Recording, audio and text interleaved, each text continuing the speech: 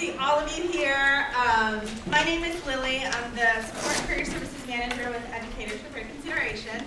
I'm also a graduate student in clinical psych, and I'm so happy to be here with you finally presenting. This is actually our first presentation, our first sharing of some of the initial findings of this phenomenal survey that we have been working on for quite some time. So we'll go into some of that background, but I'll let Laura introduce herself. Good morning, everyone. My name is Laura Guillen, and I am a licensed psychologist in the community. I used to work here at Berkeley for a few years, and I left probably a year and a half ago. And have a practice in the community, and also my connection with E4FC is that they invited me to join them to be able to assist them in developing and implementing this personal wellness survey. And part of the reason that we'll share is there really hasn't been a very specific focus on the emotional, the mental, and the spiritual experiences of undocumented youth. Yeah, so I'll just share a little bit more about myself. I know at E4FC, we love the creative writing stuff and the sharing of the stories. So I'll just share a little bit about, my personal story. So I actually just recently got a visa about 2 years ago.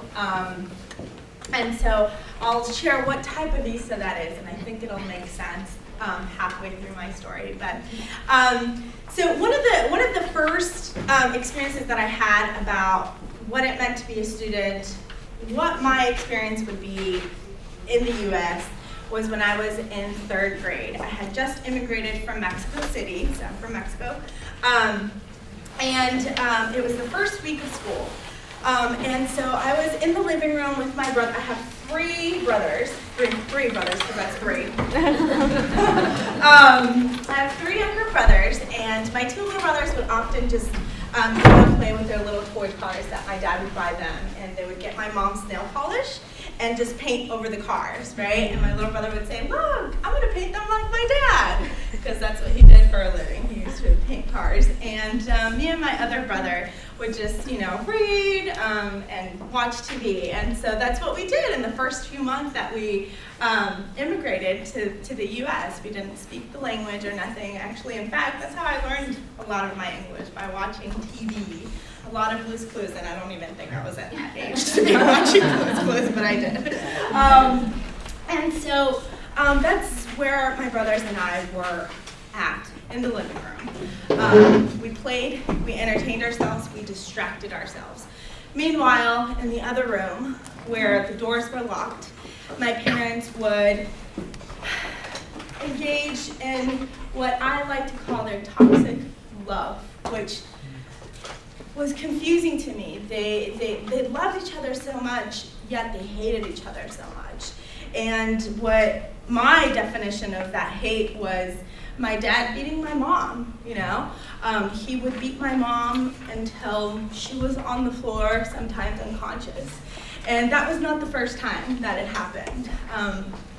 In Mexico City, we would often, my mother would take us to her friends' houses, and we would hide for days, right? Because there's no police in Mexico, or at least when I lived there, right? Your husband is beating his wife, there's nothing that they will do. And so we would hide at her friends' houses. And so this time, it was the first time that the violence became up again.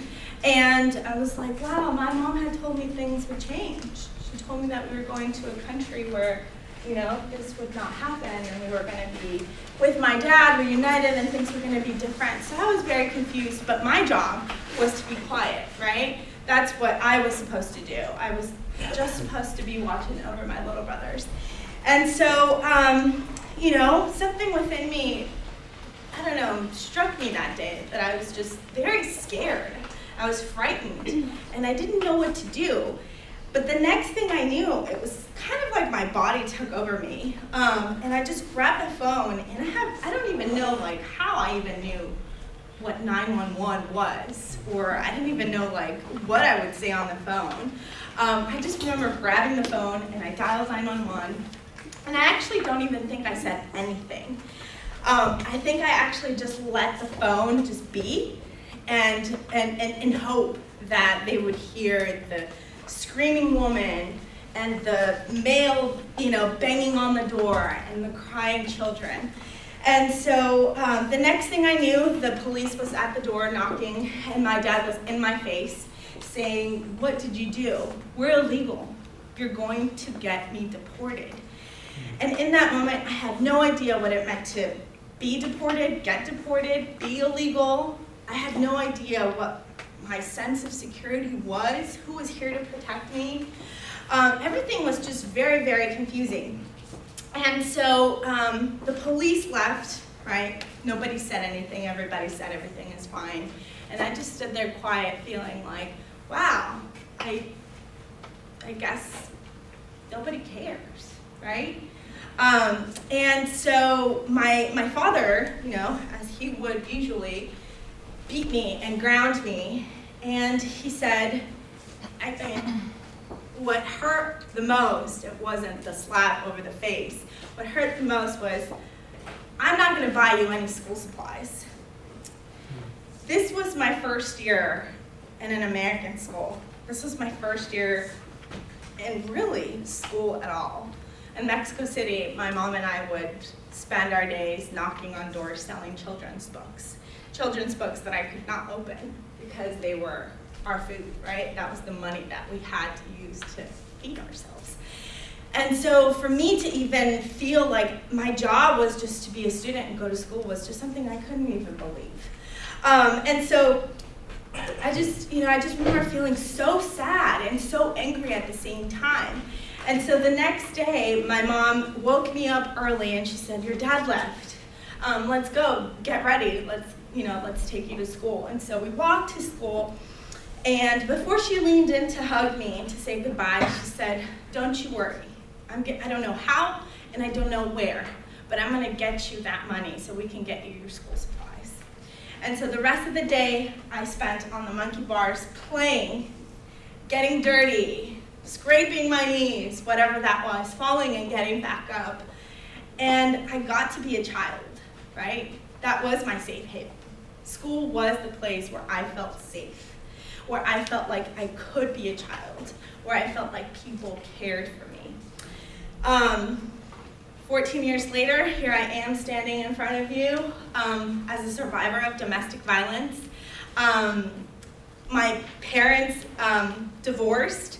My dad ended up getting deported. My mother is healing. She's doing her own healing, as I am, and the rest of my siblings.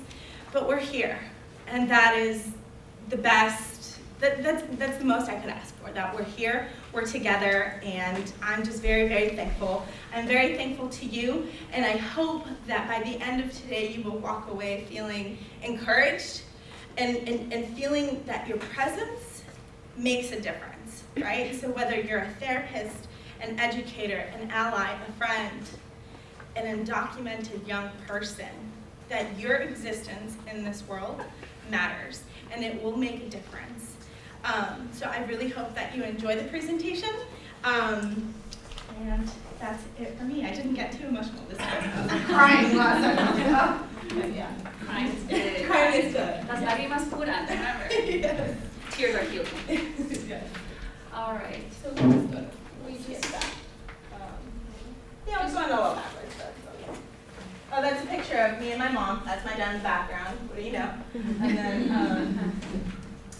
yeah. All right. So just to share a little bit about myself. Again, my name is Laura, and I think for me, as I was thinking about, how come I'm doing this work? How come I feel passionate? How come I feel my heart beating and love the work that I do?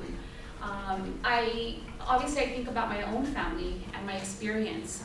My dad came to the U.S. in the late 60s, my mom in the 70s, when they both came together and got married here. I have the privilege of being documented. My parents were able to, at that time, get their residency, and then my dad in the 80s, my mom in the 90s, became American citizens.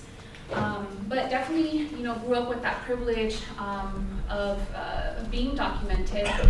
Didn't really know what that meant or the access of that when I was younger. We were definitely low income.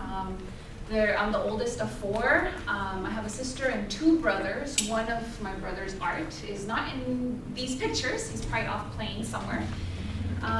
But family of 6 together, immigrant parents, monolingual Spanish speakers, not enough money to even be able to travel back to Mexico and visit relatives that often either. So I never really had that experience or what it meant, or not even to do a road trip, right? And my dad used to say, when I was single, I used to drive to Mexico, to Morelia, nonstop. It would take me 30-some hours to drive. I was like, okay, that was before you got married and had a family.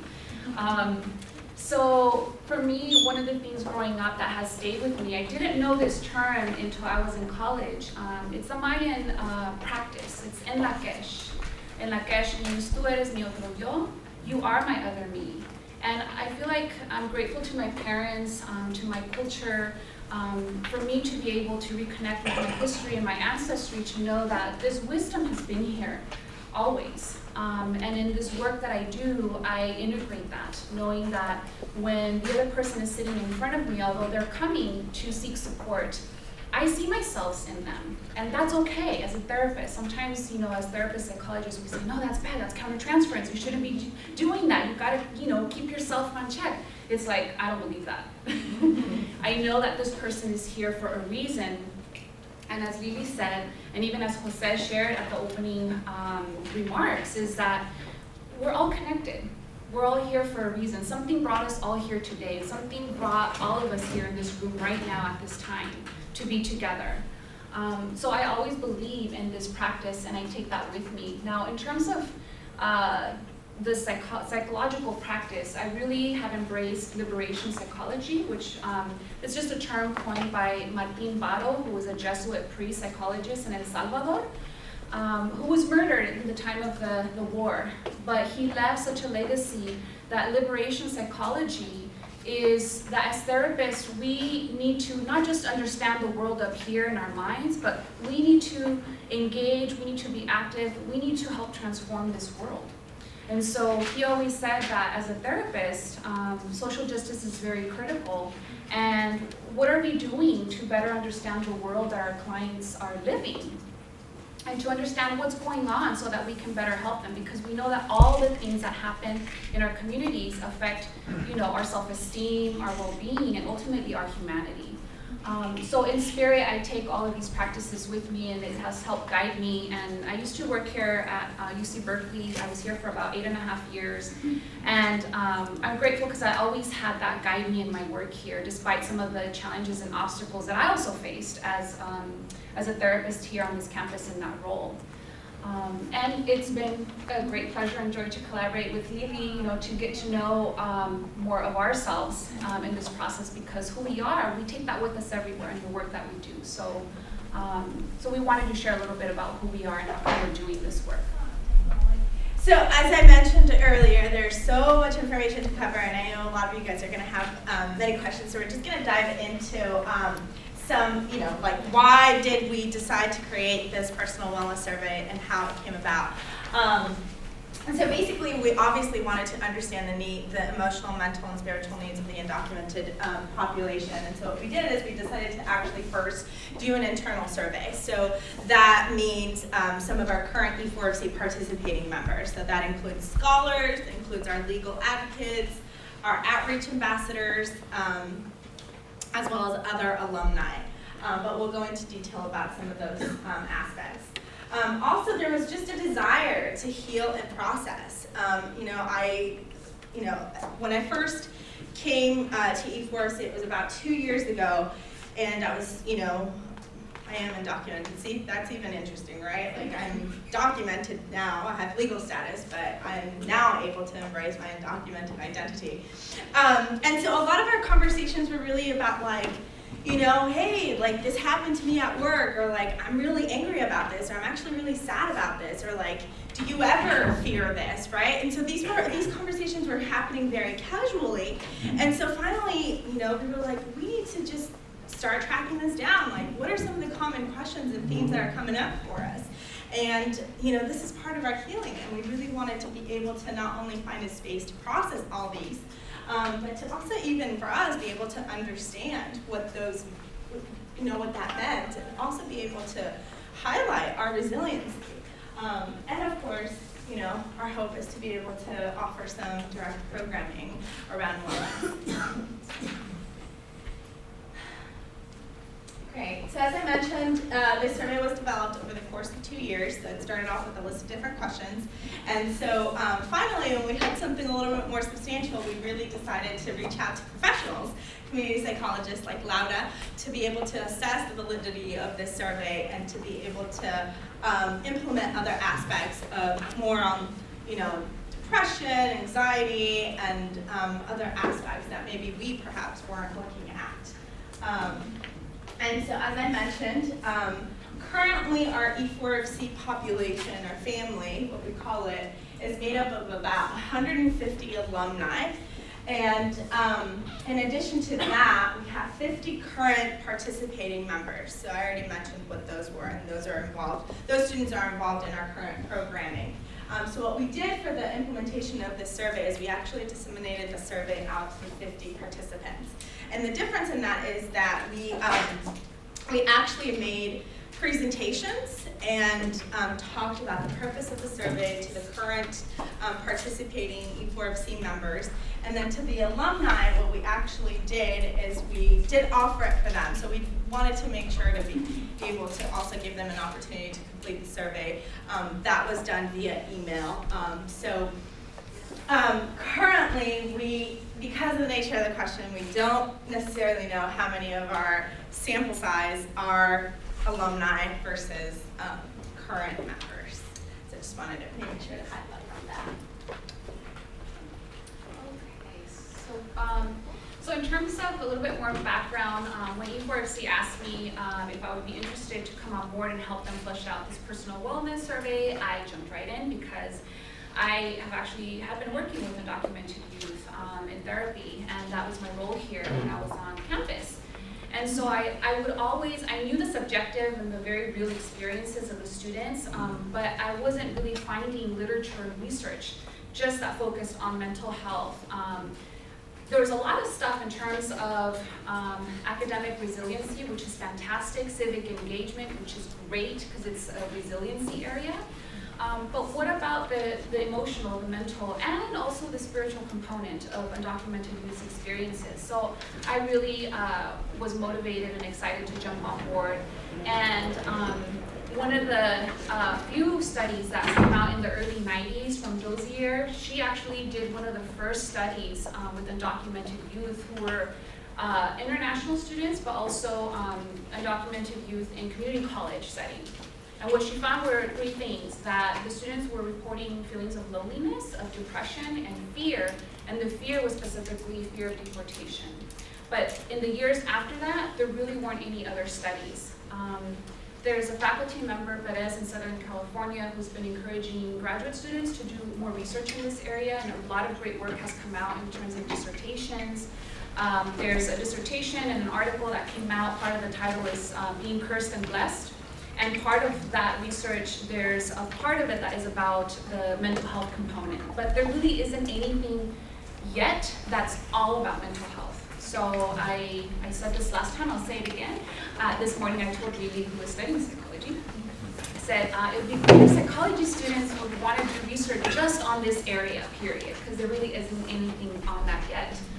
An article that Lily brought to my attention by Gonzalez and two other researchers, they sampled undocumented youth in Washington State, here in California, and in the East Coast.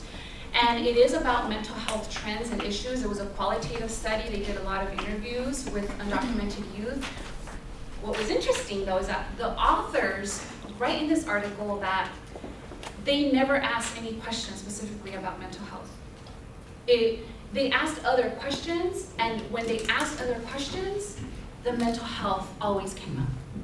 So it's interesting that, again, researchers, we still need to dive right in and just be direct about it, right? There's still obviously stigma connected with this, but only by doing the research and really collecting this information, understanding, are we going to be able to destigmatize it, but also be able to offer some better resources to our youth. So. Great. So I think I touched on a little bit about this, but the survey is made up of 97 items, both qualitative and quantitative, and we divided it into 8 different sections. So we obviously included the demographics, we included living environment, and family environment, community and help-seeking, coping, immigration experience, identity, and romantic relationships. So again, these were drawn as we were able to see from even our very colloquial conversations that these were some of the things that were coming up for us. And then, we were able to flush out some of the specific questions with the help of Lava.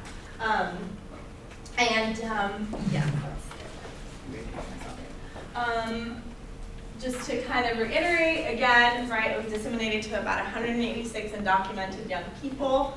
Our sample size is actually 44, and formal invitations were given to the 50 students currently participating in our programs.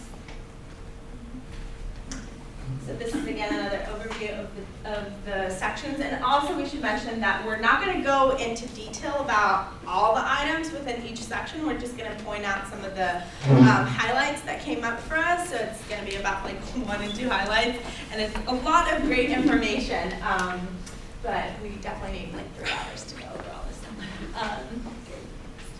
All right, so let's dive right in, and just want to say if you really have a dire question, just raise your hand, and we'll also be checking in as we're moving through the 8 different sections here. All right, so in terms of demographics, we had, in terms of a response rate, we did have 46 participants return surveys to us, but we did not count 2 of the surveys because those participants said that they were documented. Now, for future reference, it would be great, right, to compare a sample that is undocumented and documented and do some cross-analysis in terms of all of the other categories. But because we only had 2 documented participants, we decided to exclude that. So we have a total of 44, which is a 24 response rate, and that's actually pretty average with internal surveys. And next slide. So in terms of gender, sexual orientation, and age, 31 self-identified female participants, 10 males, 34 self-identified as heterosexual, 3 as gay. The average age, 23, with a range of 18 to 28 years. And in terms of race and ethnic background, we have 43% Latino or Hispanic, 32% is Mexican, 16% Asian, East Asian, only 1 participant identified as biracial or mixed. So overall, from these demographics, we know that our sample was really a primarily female, heterosexual identified Latina population. And in terms of country of birth, 31 participants stated it was Mexico, and then the other areas in terms of Philippines, Peru, Salvador, India, Guatemala, South Korea, Mongolia, and Canada. I think for future surveys, definitely we could make greater effort to reach out to other populations and have it be a really more diverse pool. Great, so this is for the current educational level of our participants. So we predominantly had students who were 4-year graduates, so they had graduated from a 4-year university or currently attending a 4-year university. We will see that we actually didn't have any high school students, so again, that would be something to look into for future exploration. These were some of the most common majors that were included, which were the hard sciences, such as social sciences, hard sciences and social sciences, and then some of the most popular professions were doctor, lawyer, and program director. So that was also interesting to see. Wonderful. So this is the next section, which is the living environment. So again, these are subsections, but we wanted to give you sort of a flavor to get a sense of what kinds of questions we ask within each of these sections. So we wanted to get a sense also of the number of members within the household, We also wanted to understand what the relationship was, if there was any tension in mixed status families, and also get a sense of the annual household income, understand the parental educational background, which actually, interestingly, it was really high, and then access to healthcare. That was my own personal interpretation. I actually thought it was going to be lower, and then when I saw that, I was like, wow, it's really high, amazing. Great, so the average number of members in household was four. Over 71 live with family members, that's including parents and siblings. Only 29 live with extended family and or roommates, friends, and 50 reported living in a mixed status household. And then when we asked them if there was any tension, 71% reported that there was no tension due to differences in migration status.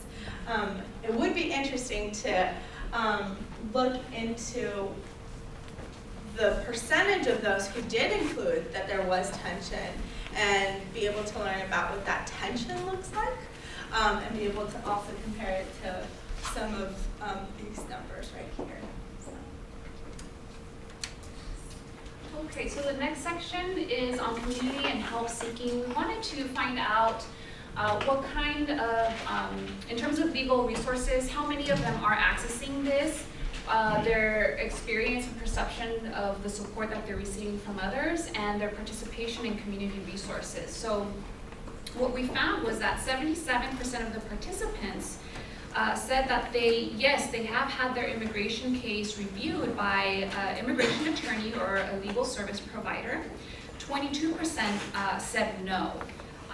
From the 77 who said yes, they've had their case reviewed by an attorney, there was about 15 of them who said that the case was reviewed recently, within the past 1 to 3 years. I think it also speaks to E4FC's, legal resources program as well. So the participants, most of them are aware and are reaching out and looking at this, using this resource. And I'll compare in a slide or two later how this contrasts with seeking therapy.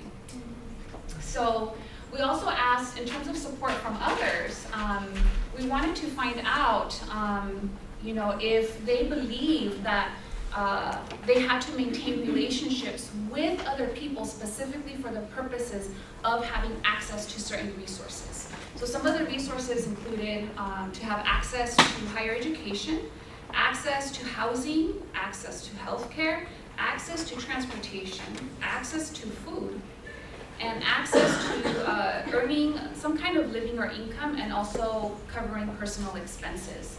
So what we found was that over 67% of the participants reported that they didn't feel like they needed to maintain that relationship with these people in order to have access to these resources. However, 32% of the participants said that they felt like they had to maintain this relationship. Now, what we don't know is, what does that mean? So in a follow-up, it would be really helpful to either, we've been talking about possibility of doing a focus group and fleshing this out. Is the participant's experience, I better keep silent in order for me to keep my job, or in order for me to keep this scholarship? We don't know. In terms of spaces and groups that participants said that they find encouraging of them and supportive, parents and community organizations were the top two, so the family and the community orgs. Just to share a couple of the other categories, and this was in descending order. Romantic partners was the next category, friends and academic counselors. The third one was community leaders, which included religious or spiritual community members and allies. And the next category were faculty members on campuses. And then the last category were other relatives. So, all right, so in terms of therapy, we wanted to know how many of the participants have participated in counseling therapy. So we found that 44% of them said yes, in comparison to 56 who said no. Now from the 44% who did participate in therapy, 75% of them said that it was helpful. And also out of the 44%, 86% of them reported that they did disclose to their therapist about their undocumented status, versus 13 who didn't. And from this survey, only one participant reported having been hospitalized due to their mental health condition. So there's a lot that we can infer, speculate, a lot more questions that came up for us as we even looked at this initial data. I know in the previous presentation, a question that got brought up was, what made the 86% of these who were in counseling disclose to their therapist? We had a really great discussion just saying, it really is about the connection that the person feels, right? It's like any of our relationships that we have in our lives. It's, can I trust this person? Is this person being genuine, authentic with me? Am I in a place where I'm feeling ready to talk about this, So all of those factors we're inferring are part of this process. Yeah, I think also, a lot of the times when you get the assessments during therapy, often there's the question, are you an international student, right? I think it would be interesting also to look and revise, the assessment and, make sure that it's more inclusive, right? Because we're not international students, right? So how do you even answer that question? Or, yeah. Wonderful. So the next section is coping. So these are some of the themes: self-worth, self-esteem, engagement, and daily activities. So we asked several questions in regards to how often they go outside and embrace nature, play with pets, drink water, eat healthy foods.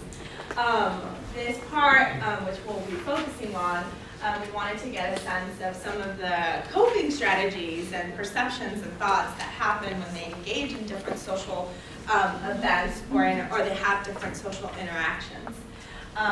We also wanted to highlight some of the strengths, right? What are the aspects of that they are using to cope?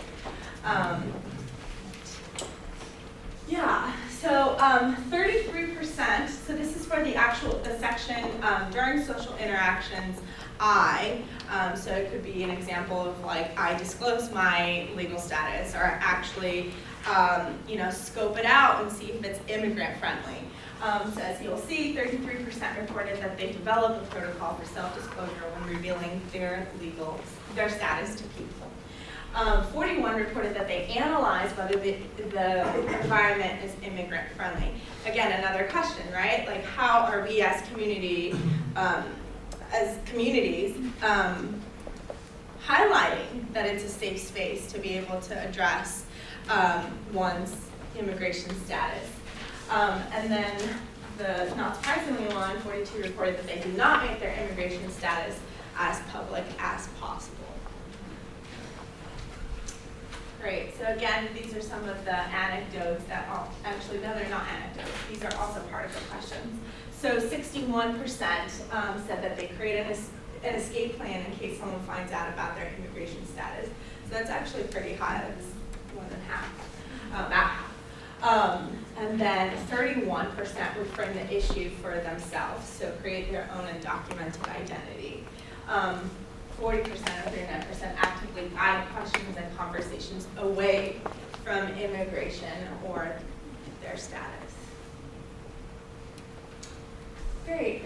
So some of the coping strategies that we found as very common. Again, I believe this was an open-ended question, and these were some of the things that came up. So surround themselves with supportive people and our groups.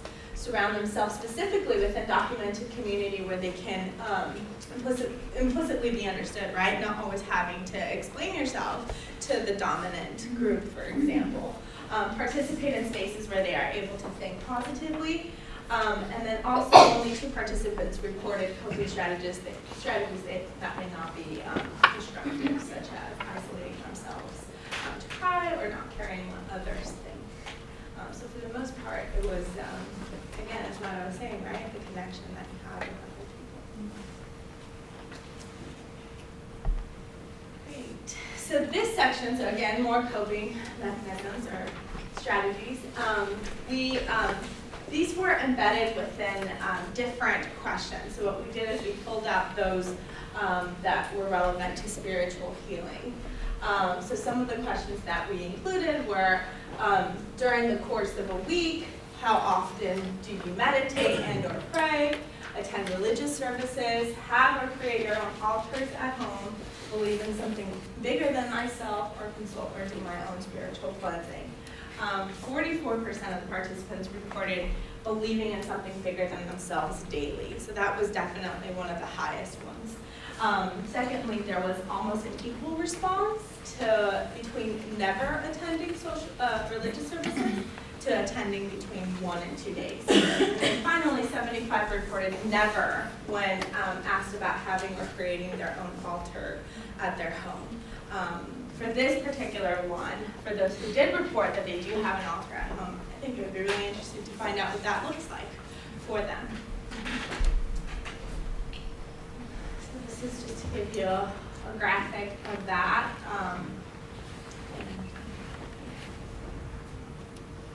Great. So lastly, these are some of the greatest strengths. So again, this is an open-ended question, so people were able to express their strengths however they wanted, and these were some of the common ones that came up. So determination and perseverance, being open-minded, being dedicated, and thinking or knowledge skills. Which again, I think they're very similar to the previous slide that we had in terms of how do you surround yourself with positive people, supportive people? Do you participate in spaces where you can think positively? So I think that's Great. Before we move on to the next section, which is symptoms, just a quick check. Any questions so far? Thoughts? How is this sounding like? No questions. No thoughts. There's thoughts. Yes. I'm just wondering, did the students do the survey like before the time of DACA, or was it after that? When was it administered? This just went out. It was definitely after it came. Yeah. Right, but there definitely were some people who were not eligible for DACA or had not received DACA. And so that's one of the questions that we'll go into as it relates to the immigration experience, which I believe is coming up in, in one of the later slides. So we'll go into that. Yeah. All right. So I think we have about 15 minutes. Is that right? So I'm speeding through here. All right. So in terms of symptoms, what we did is we wanted to ask participants some questions related to: are you experiencing any symptoms of depression, anxiety? Some of the anxiety-based ones are also post-traumatic stress included, substance use, and eating behaviors.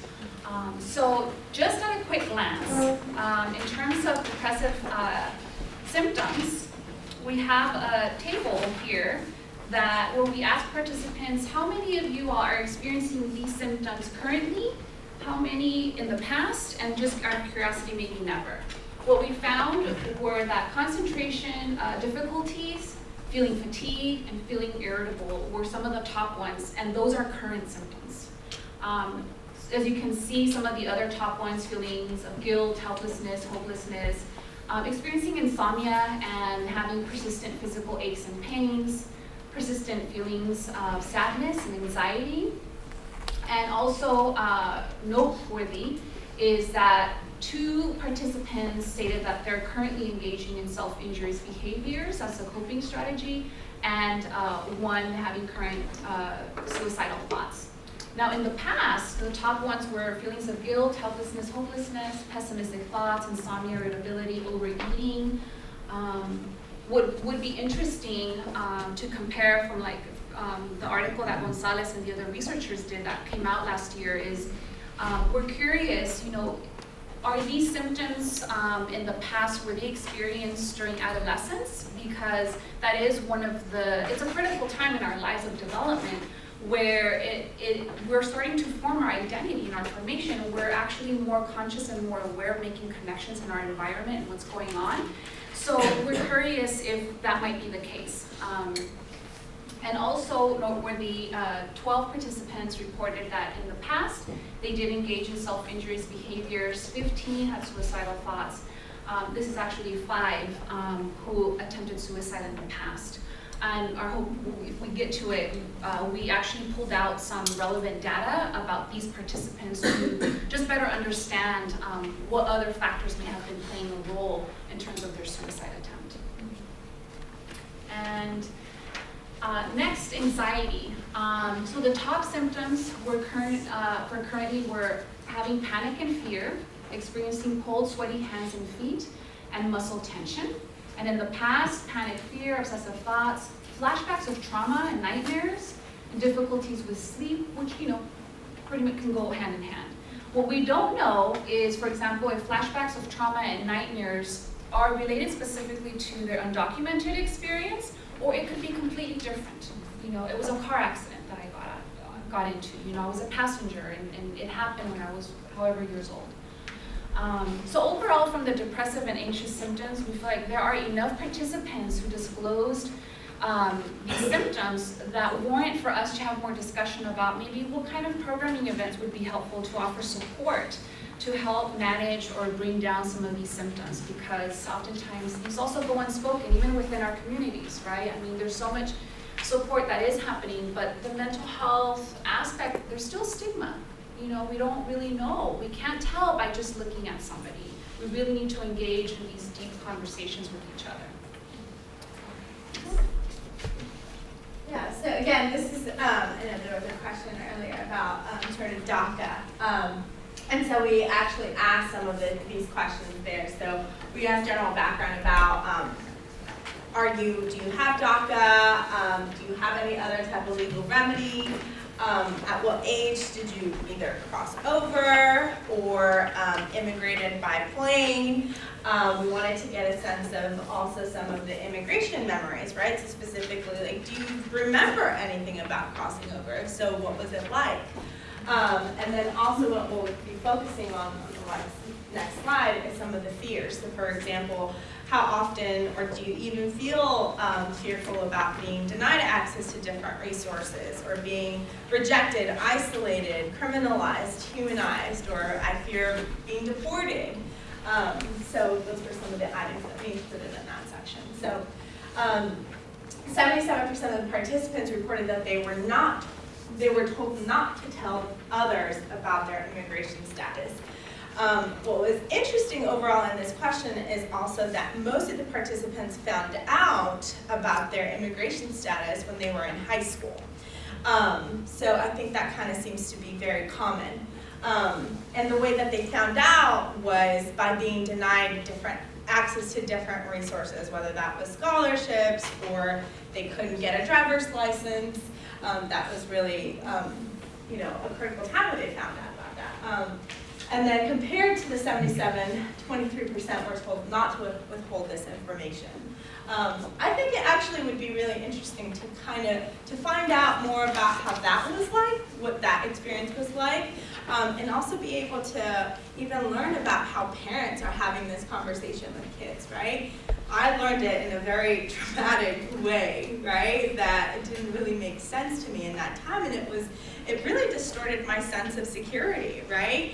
I'm here calling the police, but then at the same time, I shouldn't call it, right? I shouldn't call the police because of the limitations around that. So I think it would just be really interesting to see how, even now, since we're so open and we really encourage young people to embrace their undocumented identity, to feel empowered, to be able to understand how those conversations are happening now.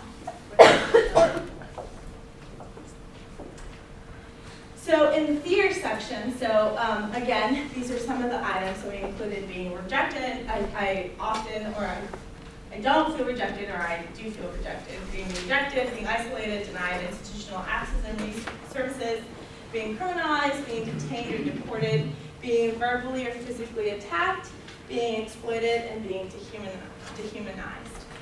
These were some of the top 3 that, obviously sometimes we're kind of in the middle. So being rejected, being isolated, and being exploited. For the ones that were, fearful, most of the time, or being denied institutional access and resources, being criminalized again, being detained or deported, and being dehumanized. So somebody in the last session asked, like, what's the difference between being criminalized and being dehumanized or feeling dehumanized? And an example that I gave was kind of the common one, right? Like, human beings cannot be illegal. An act is illegal, right? So when you're criminalized, right, that may be a feeling of being dehumanized. I would say being dehumanized is just put an arrow up here, it's all of those. Yeah. Yeah. There you go. All right.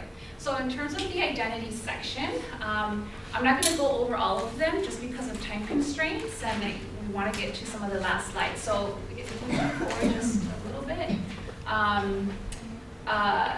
We did ask questions about DACA and comprehensive immigration reform. Just to summarize and nut and bolt, is that when it came to DACA, most participants have reported that DACA has or will impact them in a positive way. So overall it's very positive. Now, comprehensive immigration reform, there was a wide variety of sentiment, from positive to negative to neutral to even confused. All right, one more. All right, so we also asked participants how many of, or which identities here on the left-hand column did they feel affected their undocumented identity? And so what we found was that the top answers for the participants in this survey were that their ethnicity, their nationality, and their race felt like it was definitely affected or related to their undocumented identity.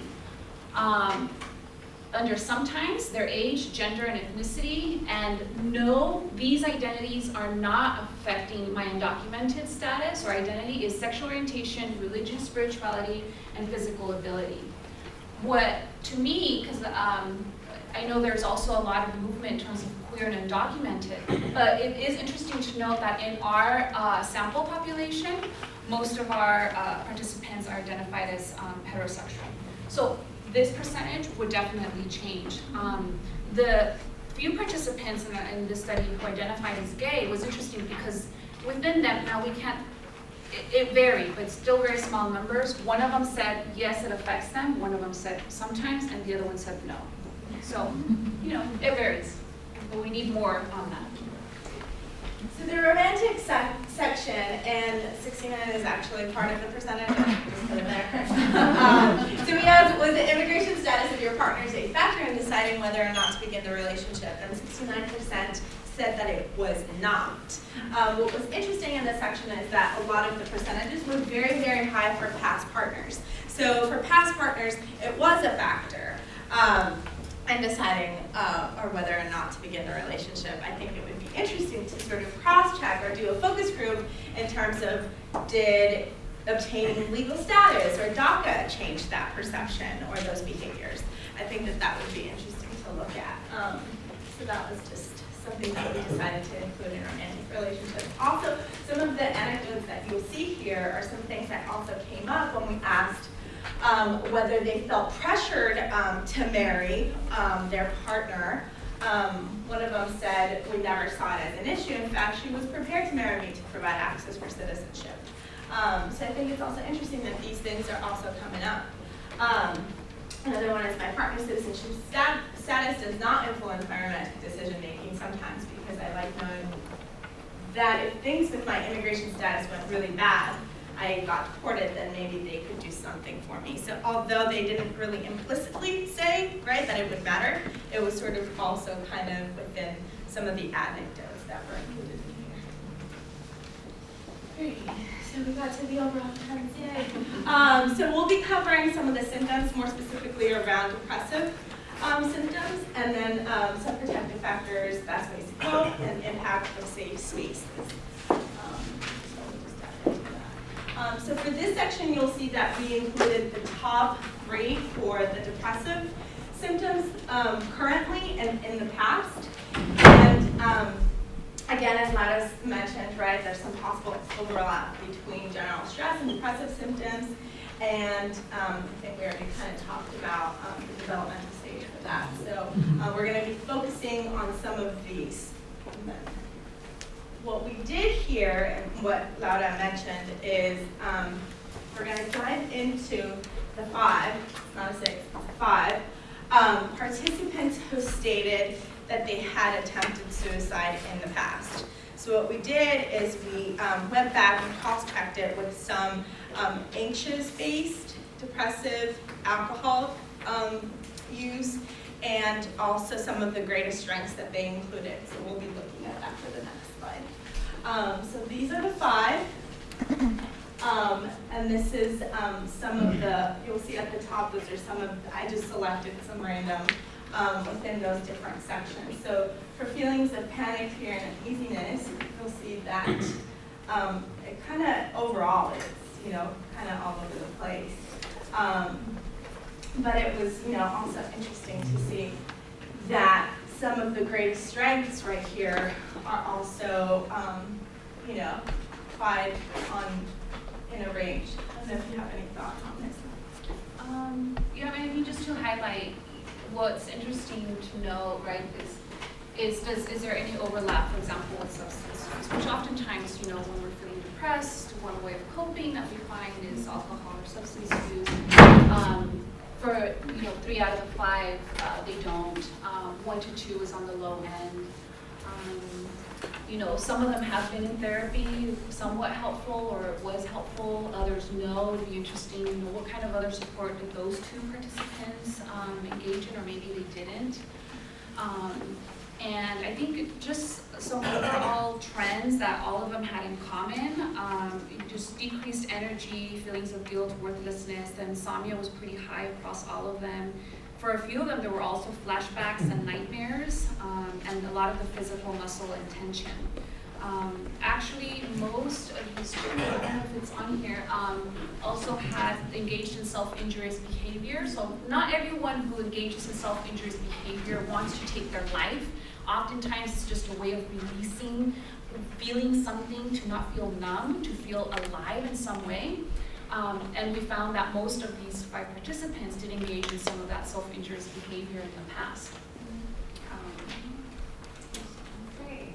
So as we were kind of, talking about this earlier, hypervigilance for many of the participants, it was really, it's the way that we just survive. That's a survival mechanism that we use. So again, 33% reported that they developed a protocol for self-disclosure. So this is just kind of a summary based off some of the fears that were reported.